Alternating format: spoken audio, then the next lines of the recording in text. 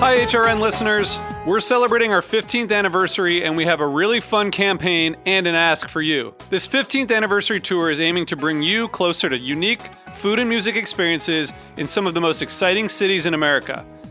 All the while, we're raising funds to support our work empowering the next generation of food systems storytellers through our fellowship programs. Here's how it works. Donate to HRN and be entered into a raffle in the city of your choice to win a dinner for two at a noteworthy restaurant and tickets for two to a concert at a prominent local venue.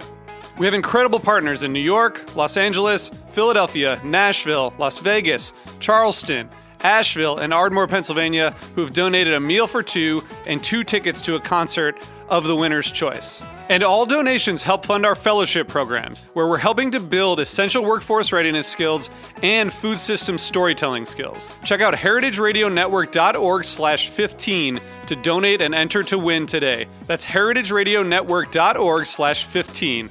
Thank you. In almost my naivety, I went to this restaurant, applied for the job, and in my interview, I remember saying, I don't have any professional chef's training. I'm pretty much a self-taught cook, but this is something I would really love to do. And so they brought me in for a trial period. They asked me to make a couple of vegan recipes. And of course, by that point, I had already been honing my skills at home, experimenting at home with different recipes. And I was able to do it and landed the job. Yay, that's fantastic. I was waiting for like the punchline.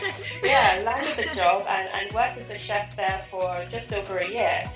And so through that experience, I got to learn about obviously the service industry, what it takes to cater to a restaurant full of people. And then it was almost like the stars just aligned. Hey everyone, you're listening to Item 13, a bi-weekly podcast covering everything African food, and I'm your host, Yom Tego. Every other week, we'll delve into the world of African food, chefs, curators, and bloggers. I hope you enjoy it.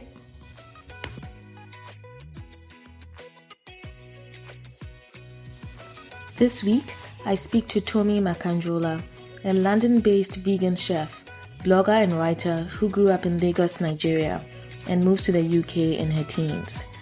After going vegan while at the University of Oxford, she founded the Vegan Nigerian, a platform for sharing plant-based recipes and resources inspired by her cultural heritage. Tomi's latest cookbook, Plantain Cookbook, is now available, and listeners can get 20% off the ebook using the discount code Plantain13 on her website. The book is also available via download on Kindle or hard copy on Amazon.com. Here's our conversation on Nigerian veganism and everything plantain. Yeah. Right, so welcome to the podcast, Tomi. I'm excited to have you on. Thank you. Excited to be here. Yeah, thanks for joining us. I know we met, just for the audience's reference point as to how I meet people that end up on the podcast. We met during the Africa Food Week in London that we hosted, and you were actually one of the 5 finalists for our food business pitch competition. And we've kept in touch, I suppose. So it's good to sort of see it come full circle and have you on here to share sort of the rest of your story. Yes, I'm very, very excited. Yeah, so let's start with you, like growing up in Nigeria, what that was like, and then how you sort of ended up in the UK. Sure. So taking it right back, I was born in Lagos. The middle child. I have 2 other siblings. You know what they say about the middle child syndrome. But no, it wasn't that bad really. But no, growing up in Lagos was really interesting. I've always loved the city, and I always attribute that to growing up in Lagos. It's always something exciting going on. Even with the traffic and everything, the city just had a buzz to it. And so, yes, growing up, I would say I was quite a creative kid. I loved to keep busy. I was always using my hands to create things. And cooking was one of the things that I actually kind of fell in love with at a really young age. Okay. So I remember at the age of 10, I was already starting to make jollof rice. I was really curious, about recipes, tasting ingredients, and just inventing things in the kitchen. And that love just continued to grow, even during my time in Nigeria, up until when we moved to the UK. So I came over to the UK when I was about 14, 15, sort of carried on with school, went to university, where I studied English and French, actually.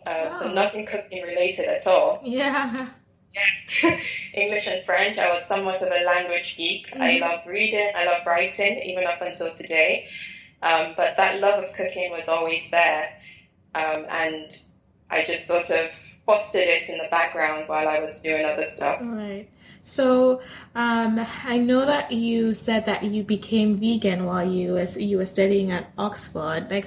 What was that sort of transition? How did you go from being a meat-loving Nigerian foodie to going all the way to the other end of the spectrum? It really is quite crazy, honestly, because at the point when I went vegan, if you had asked me even a month before whether I would, ever go vegan, I probably would have laughed in your face. Yeah. And so for me, because I did the joint English and French degree, I was actually away in France on my third year, doing an internship placement. And for the first time in a long time, I didn't have essay deadlines over my head. I had all this time to think, all this time to really just kind of reflect on things. And I remember for me that it was actually health that really drew me to the idea of veganism to begin with. I was about 21 at the time, feeling really sluggish, lacking in energy. And I started to question now, I shouldn't feel this way at this age. I'm too young, almost too young to be so tired all the time. Yeah. And intuitively, I just kind of jumped to the conclusion that I needed to make a change in my diet. And so I eliminated all animal products for about a week just to see how I felt. And the results were incredible. Within lighter, I had more mental clarity. The benefits were visible even in that short period of time. And something else that I always say that was sort of happening around this time is that I began to look into the whole aspect of animal ethics and how we treat animals. So growing up in Nigeria, and even when we moved to the UK, we never had any pets growing up.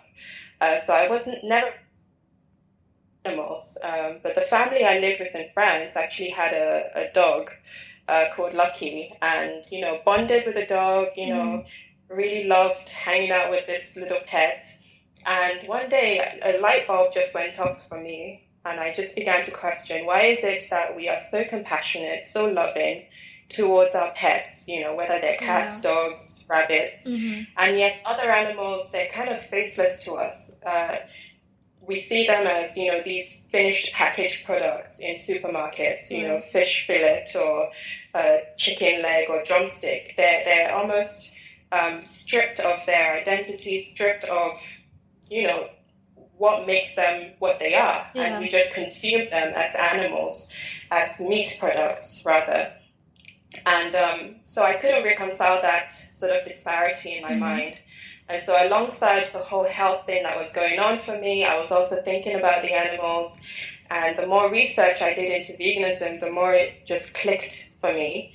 And as I say, within that week of trying it out, I was convinced, and I haven't sort of looked back since, and it's been almost 6 years. Oh my goodness! Wow. No, that's always interesting to me, and I'm always intrigued by people who sort of take that journey, whether it's veganism or all sorts of other sort of different. I wouldn't call them diets, but lifestyles in terms of eating lifestyles. And so it's interesting to see how you came to that, especially given sort of the background of a very sort of meat-intensive culture, if you will. Yes. And especially where, when you talk about animal dignity in particular, that is probably not as big of a consideration in Nigeria, where we come from, versus now you'll still find in some places for people that still eat meat, where there's you'll find different types of ways in which animals are raised, so that those that are still consuming meat can feel slightly better about what they're consuming, versus where I don't ever know, in the midst of all the other issues we have, if that would ever sort of seriously be a thing to be considered. So I find that to be really interesting. And so you're going through this personal journey, and then how do you decide then that you sort of want to share that with the rest of the world, with the Vegan Nigerian platform? How do you go from, I'm feeling better, I'm learning all of this stuff and it's great, I'm feeling good about what I'm eating, to how do I translate this, one, to Nigerian food, and then two, sharing it with, the rest of the world, if you will? So it was almost sort of accidental the way I fell into the Vegan Nigerian. I was at home at the time visiting family, and of course the question of my diet would come up over and over again. Questions like, what are you going to eat now? It must be really difficult for you. Are you suffering? Are you healthy? Are you okay? Because when you're at home, what do you tend to? And I guess we'll talk about that when we get to your cookbook too, which I got the other day, and it's like really interesting to me. But early on, when you went back home, how difficult or easy was it to sort of adapt? Yeah, especially. It was not as bad as people thought. That's the thing, I believe that Nigerian food itself is very kind of accommodating to the vegan lifestyle. We have a lot of fresh ingredients. We use a lot of root vegetables, yam, cassava, and then we have it with our vegetable soup. Right. We eat lots of rice. All of those things I felt I could still enjoy. All I had to do was take out the piece of meat or take out the piece of chicken. Right. And so for me... so even then, it didn't bother you that maybe if you talked about taking out the piece of meat or chicken or whatever, that the stew or the soup, or even if it was jollof, that it had already been cooked in so I did draw a line there. So I wouldn't eat anything that had the meat cooked in it. Okay. So I would always have to make it separately. Okay. But that didn't feel like too much of a stress, Yeah. Say, for instance, I was cooking with my mom and she was making, chicken stew for the whole family. We would just take out maybe a cupful of the stew before adding it to the pot and, just add my own separate vegetables to it. So we kind of found a way around it that worked.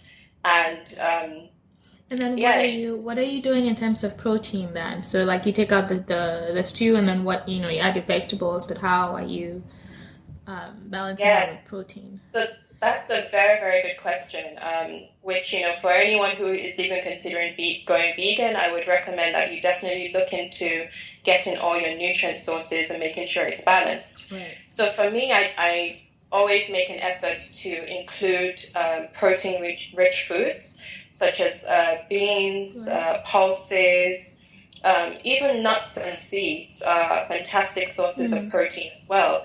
And what a lot of people don't know, or maybe they know or are not conscious of, is that many vegetables themselves contain protein.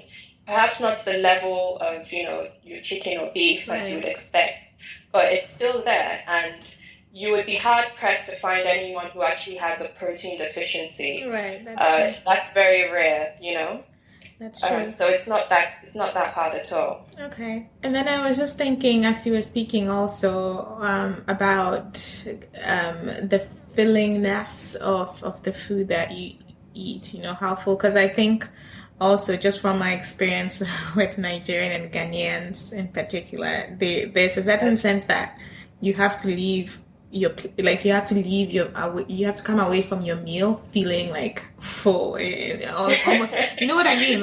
If you don't walk away feeling like you're almost about to keel over, then you really haven't had a good meal, right? And a lot of that not just comes from the starch, but also from protein, right? So I guess that's also a different mindset. Yeah. Yeah. Anyway, that's interesting, and it's great to hear that your family, sort of went along with you on this journey and was accommodating in terms of making sure that you're also enjoying that. Okay, so you start Vegan Nigerian as a blog, or or just right away having events where you're cooking for people? So started as a blog, a really pretty bad blog, I should say. As with most things, when you start, you're just kind of feeling your way around and testing the waters. And so, I created it on a whim. I used the Blogger platform and just kind of put something together. I remember my first ever post was not even a Nigerian meal per se. It was like a bean burger or something like that. But the shape of the Vegan Nigerian kind of began to take form over time. It was really a response to, those family members and friends who were asking what I was eating. And it gave me the space and the creativity to kind of experiment with traditional and contemporary Nigerian food, just to come up with creative ways of expressing our food in a vegan context. And so it really began with just recipe sharing. I would share about my grocery hauls, the things I would buy, the ingredients that I would recommend people to buy to create certain dishes. And then slowly over time, it evolved into sort of external events as well. And that was a really exciting time for me. 2016 was when I held my first ever pop-up restaurant. And then I've gone on to hold about 10 or 11 of such events. Yeah, and now I do private dining as well, and I host Airbnb experiences. I did see that you host Airbnb, which I think is absolutely fantastic, and I think a lot more African food sort of businesses or entrepreneurs should absolutely look into that, just because it's absolutely it's just a whole. And maybe let's talk about that a little bit. So obviously it's just you go onto Airbnb's website and you sign up, and what's that process like for anyone that's sort of interested? Sure. So Airbnb experiences began, I think it was late 2016, early 2017, and they had sort of found me actually through my blog and asked if I would be one of the first people in London actually to host an event, a Vegan Nigerian one. And at first when I got the email, I'm not even going to respond. So I gave it a few days, and I think they sent me a follow-up email, and then I looked into it and I thought, this is a fantastic opportunity. And so for anyone who's interested in it, all you have to do now is sign up through the Airbnb website. Airbnb experiences specifically, and you just pitch to them what it is you want to share, and they guide you through creating your online profile, where obviously people find you online when they're booking through the app. They can book your experiences directly, and it's a really, really great way of sort of diversifying what it is you're doing. Right. African chefs especially, there's so much that we can share, and I think Airbnb, having that platform, is probably one of the best ways now to do that. Yeah, I stumbled on, I don't even know how I found out. I just stumbled on it, and then I just saw all the really great reviews that you've gotten on doing that too. So that's fantastic, and it's always. It's one of those things where, you always see someone, whether it's from your country or your part of the world doing something great, and you see really good reviews and you're like, okay, you're sort of proud, right, that someone's out there doing something great. So that's fantastic. And then you've also sort of did pop-up events. So I'm always curious about people that sort of stumble into cooking, right? And then end up, doing blogs and then sort of graduate into doing events. Because when I think about cooking for large groups of people, that to me is just like a scary. Because it's one thing to cook for myself or even 4 to 5 friends. But when you start sort of almost becoming a commercial where you have to think more about just not what you're cooking, but like service and what's going on in the back of the house and the front of the house. Like, how did you sort of prepare yourself to do all of that? Because obviously it's not something, when you first started at least, it wasn't something you had done before, right? Well, it's definitely a muscle you have to build. And what maybe a few people don't know is that I actually worked in a restaurant after graduating from university. Yes, much to the surprise of many extended family members. And you can imagine, Tomi's gone to Oxford University and now she's working at a restaurant. Okay, what's going on there? Is this identity crisis? Anyway. So I actually applied to get a job as a chef at a vegan restaurant shortly after moving to London after I graduated. I wanted to really kind of get behind the scenes to kind of see how everything works from the ground up. And I thought, I'm young. I can pretty much do it. My mother raised us to believe that, if we are passionate about anything, we can pursue it. Yeah. Which was fantastic for me because in almost my naivety, I went to this restaurant, applied for the job, and in my interview, I remember saying, I don't have any professional chef's training.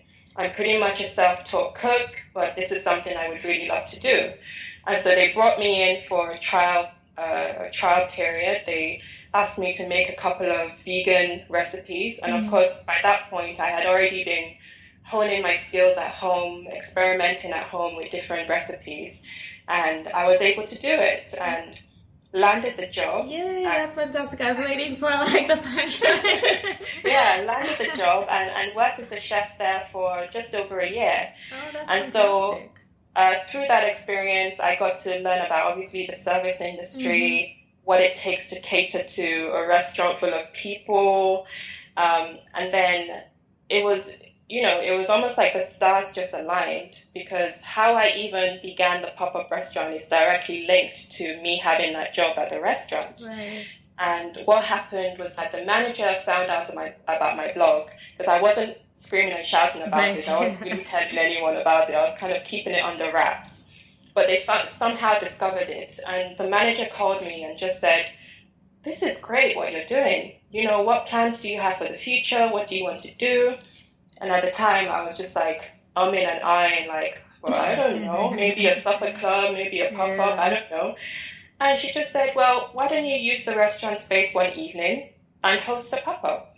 Oh. And, yeah. And at first I thought, you must be crazy. What are you talking about? But then obviously I thought, this is a great opportunity. I can't let it sort of slip by. And I committed to it, gave myself, a month or two to really plan it, got my family and friends on board to help out. And that was how I hosted my first one. And I guess you could say I was bitten by the bug and kind of went on to do many more after that. And yeah, it's been a really interesting journey. Oh, that's great. That's great. And it's good that sometimes it's people that are sort of outside of our circle that have to push us towards what we are meant to do, I think. So that's fantastic that they saw that in you and pushed you. But so in terms of, so you talked about working in that vegan restaurant. But then outside of that, obviously London, I'm sure, has so many options for vegans, right? But in terms of finding stuff that caters to, the African palate or taste, that's also vegan. Have you found that to be a challenge or not as much anymore as time has gone by? What do you think about? I think it's slowly starting to improve. At the time, it was definitely difficult. The only sort of African themed restaurants at the time were either Ethiopian or you could get or you can maybe get options at Moroccan restaurants, North African restaurants. But not a lot with West African food actually. And even till now, I think there are certain restaurants you can definitely go into and request, just to have the meat taken away or taken out, but not specifically West African vegan food. Although I know that there are some food stalls, I think in East London, around the Spitalfields Market, where you can actually get, vegan jollof rice, vegan beans. Oh, interesting. Yeah, really? yeah. Okay. So I think it's slowly catching on. But still a long ways to go, I think. Okay. I think now is a good time to take a short break, and then when we come back, we'll just dive more into the topic of veganism and Nigerian food and the Nigerian community specifically, and then sort of go into the new cookbook you have, the Plantain cookbook, which I'm so excited for, by the way. We'll talk about that whole process and some of the recipes you have in there and all that good stuff. So let's take a break now, and we'll be right back.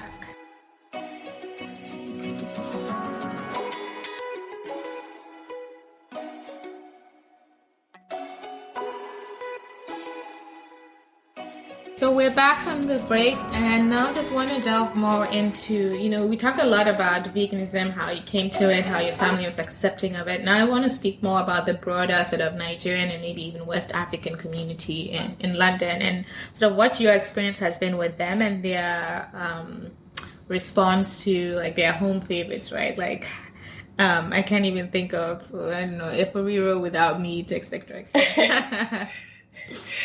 Yeah, so the response has been mixed for the most part. I remember in the very early days, I had people say to me, vegan and Nigerian cannot go together. It's an oxymoron. What are you doing? But at the same time, I've had an overwhelming response from people who may not necessarily want to change their diet completely and go vegan themselves, but actually appreciate having the option. Right. Because, they perceive it as healthier, which for the most part it is, because you're, eliminating a lot of the saturated fats, and the food ends up being, leaner than the traditional counterpart. Right.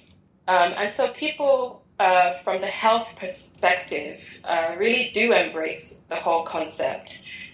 They're quite curious about it. I remember, when I started my pop-up restaurants and I would have Nigerians, other West Africans come along to it, they would, say they came because they had never heard of anything like this before, and they just wanted to see what it was like and whether, we could kind of convince them. And a lot of the times they went away happy, they went away hopefully inspired as well. And I think now is that veganism is kind of gaining traction, becoming a lot more mainstream, especially here in the West. People are just more exposed to it. Right. And so the idea of veganism doesn't seem as scary as, even in the last 5-10 years. And I think that's seeping slowly but surely even into the Nigerian community as well. Yeah, so I'm sorry, go ahead. Yeah, I was going to say that I've even witnessed that even within my family too, certain family members who now kind of just see it as normal really now, as opposed to at the beginning. Right. That's good. No, so you would say between, I guess within the last 5 years, it's probably the popularity of veganism has probably grown within the community then in terms of acceptance and also taking on the lifestyle, do you think? Or is it more just acceptance versus, okay, this is an optional sort of thing that we can do, but it's not something that they're willing to go all the way for, Yeah, for many it's the latter. It's the sense of not feeling they can go into it completely, but feeling that they can dip in and out of it. Whether it's having a day or two per week of not eating any meat. Mm-hmm. Having said that, from when I started my blog till now, I've encountered more and more people sort of sending me emails, sending me messages saying that they actually want to go fully vegan. And these are Nigerian readers and other West African readers saying, you know what, this seems like something that I can actually do. And so the number is rising. I wouldn't say that there are many of us, but we do exist. There's even a vegan society in Nigeria now. Oh, really? Yeah, absolutely. Wow. They host regular meetups from what I can see on social media. Wow. There's a vegan restaurant in Lagos now. The first ever one opened in, I think, 2013-14, and it's still going strong till today. And so, I really do think, incredible. we're small but growing. Yeah, that's really incredible. I need to check that out the next time I'm in Lagos. Wow. Okay, now let's talk about what I'm super excited for, which is your new cookbook. Which, first of all, I love the title, Plantain Cookbook. Like, that was a big, intriguing thing. I was like, I need to check this out. So I got a copy, and I was telling you earlier off air that I really wanted to try a couple of recipes before we spoke, but just didn't have the time to. But I love the bold colors. I like that you have pictures for every menu. And from what I can see so far, every recipe has plantain in it. Every single recipe. I was mind blown. So you have things like plantain scones, plantain nachos, plantain breakfast bowls. I'm like, what? There cannot be plantain in every single recipe. Absolutely everything. I took my obsession of plantain and I just absolutely ran with it. This is like genius. Because literally, I just moved to a new city. And like for me, the first thing I do is look for where I can find plantain in a city that I move into. And I'm like, this is just made for me. This is absolutely fantastic. So let's talk about it. So why did you decide to focus on plantain in the first place? So where do I even begin with my love affair with plantain? I mean, I think everyone who's ever tried plantain can agree that it's one of those comfort foods, isn't it? That we all love, we all know. We fry it, we boil it, we roast it, and it just adds that extra something special to a meal. When you're having your jollof rice, plantain is always on the side. When you're having your stewed beans, you're having that with plantain. So I just love it. I love the flavor. I love it as an ingredient and its versatility. And so I was thinking, plantain is a versatile ingredient, and there must be more that can be actually done with it beyond what we currently do, right. Beyond the frying, beyond the roasting. And so I just thought, you know what, I'm just going to go crazy, use my imagination, absolutely. And I'm not one to hype. Like, I love it. Like, I literally I haven't made anything from it yet, but I like that you have pictures of every recipe. And sometimes you look at something and you're like, whoa, does this really, chocolate chip plantain pancakes? Oh dear God. I think that's probably my favorite one from the book. Oh. And just a note on the pictures as well. When I was creating the book, for me, the top priority was actually to have an image for every single recipe. Because I don't know about you, but sometimes there's nothing more frustrating than going through a cookbook and, you've got all the instructions and the ingredients, but no image to go with it. And you're thinking, oh, but how is it supposed to look? Exactly. And so I really wanted that for this book. It's small enough that it can be done without me sort of losing my mind completely. And I was really, really happy with it. It was a real labor of love. Yeah, I can tell. So for those who are listening who are either sort of, in their own African food, whether they own an African food restaurant or they have a blog and they're doing something unique and interesting and are thinking about potentially publishing a cookbook. Well, you self-published, right? I did, yes. Yeah, so could you walk us through that process? Like how, first of all, the decision to publish the cookbook and then sort of developing the recipes, the picture taking, and then the decision to self-publish and then what that process was like. Sure. So for me, I did consider going down the route of traditional publishing. But I'm a very impatient person sometimes. Not all the time, but sometimes. And when I have an idea, I love to execute. I love to create. I love to kind of get stuck in immediately while that fire is still burning. And so for me, I just got started on it immediately. I began by writing the copy, just a simple Word document, imagining the dishes in my head, writing it all out on paper. And then I went into the stage of recipe testing, just to make sure that, all the ingredients and quantities were on point. And so every single recipe in the book is actually tried and tested. So I did that, and while I was going through that, I was taking the pictures at the same time. So I would cook it, make it, amend it, and photograph it on the spot. Oh, nice. Yeah. And so with the self-publishing thing, nowadays there are so many online platforms that you can make use of, so many resources out there that you can use. I came across Blurb, which is a self-publishing platform, very formerly CreateSpace, that has now merged with KDP Amazon Publishing. And they provide you with sort of a downloadable software where you can have the template all laid out for you. You just put in your data, basically your images and your text, and they format it for you. So you just create in the way and the style that you want, your photography, your fonts, and everything, and then they handle the printing.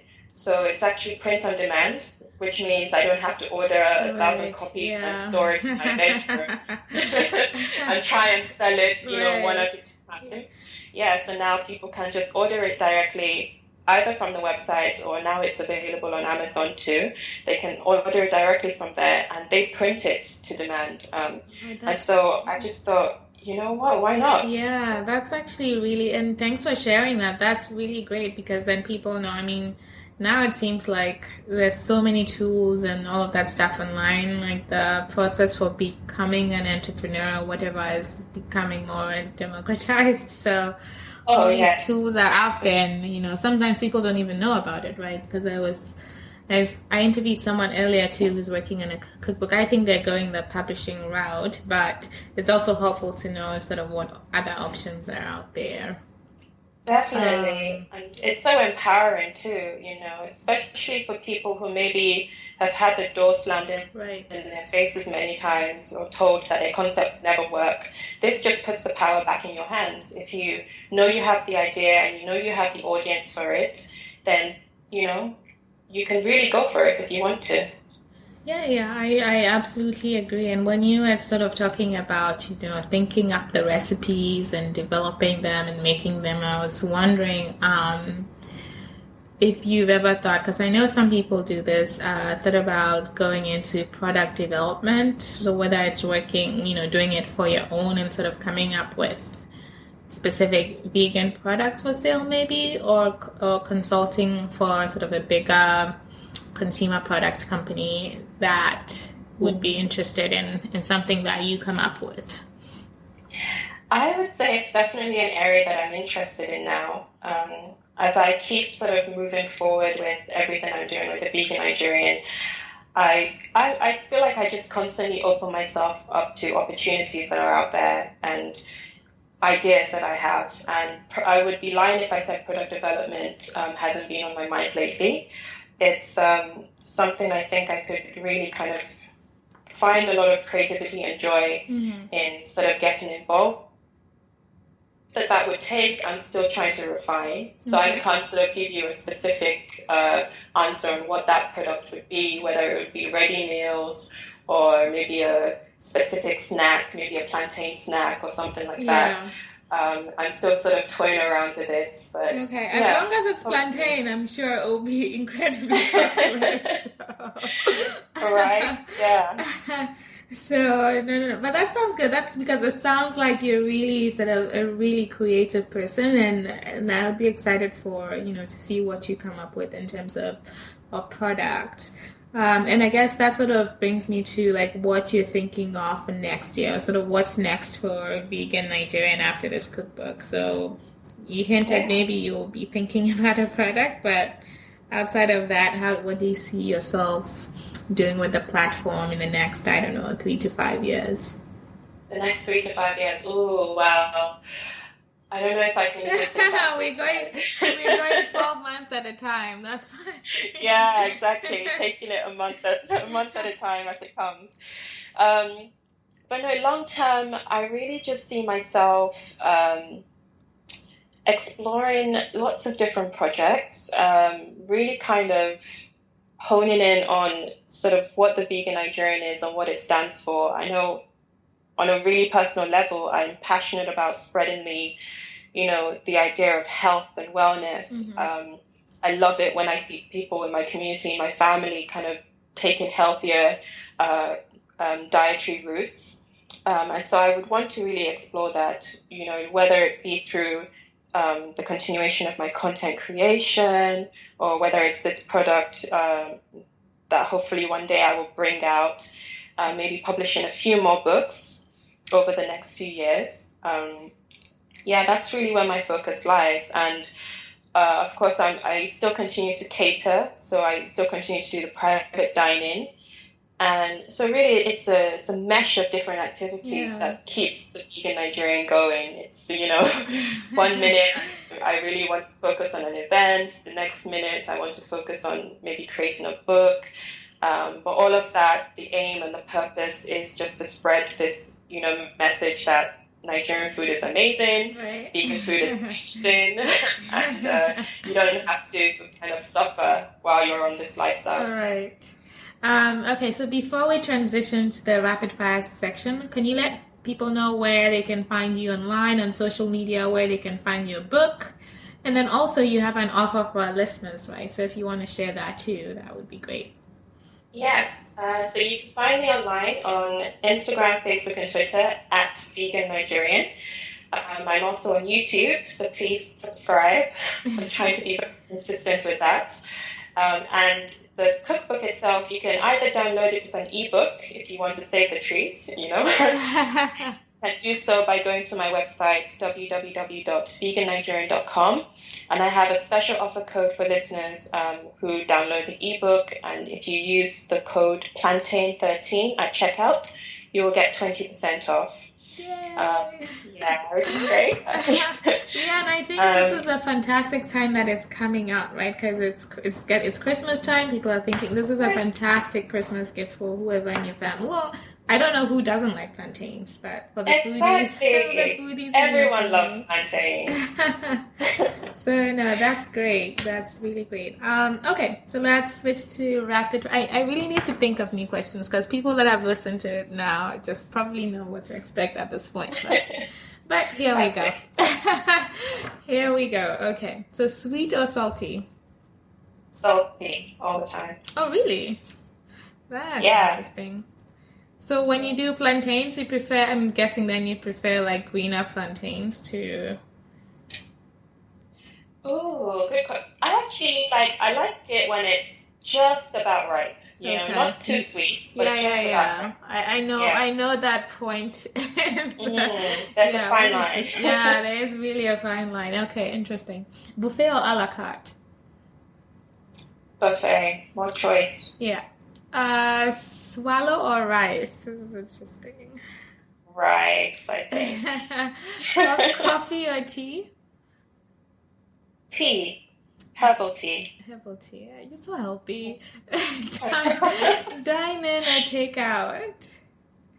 Ooh, that's a hard one. Take out. Take out. Morning person or night person? Night person, 100%. Okay. Instagram or Twitter? Instagram. And I've had to ask you this, although it's a tired question. Ghana jollof or Niger jollof? Oh, come on. What do you think? I've had Nigerians say Ghana jollof, so, Oh, really? Yeah. And then if you could live on one dish for the rest of your life, what would that be? One dish for the rest of my life. Jollof rice. Vegan jollof rice, you should say. Vegan jollof rice, of course. Yeah. All right, thank you, Tomi. It's been such a pleasure to talk to you. I'm going to be trying your recipe soon. I'll be sharing and share it on the platform also so people see what I try from the cookbook. But it's been really great, and hope you good luck with everything. We'll be following closely and seeing what you're up to. Thank you. It's been a pleasure.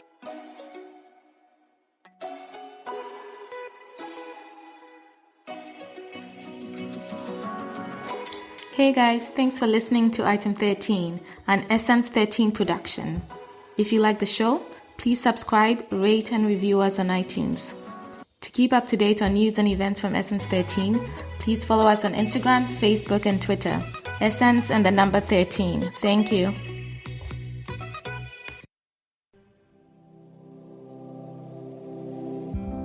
Hey there, I'm Lee Ullman here with some big news from the National Young Farmers Coalition. We're partnering with Heritage Radio Network on a special season of The Farm Report. It's all about what's happening with the Farm Bill and how it impacts farmers and eaters.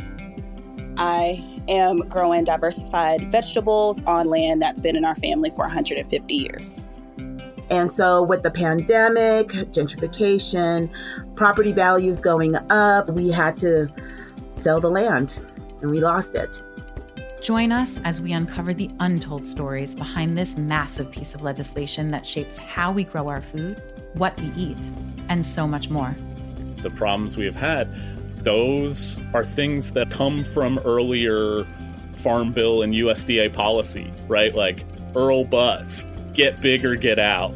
You know, it's my responsibility to know not only what I'm eating, but then like how that all came to be. And realize like, wow, like this piece of legislation, all this money, like it's technically something that I support as a taxpayer.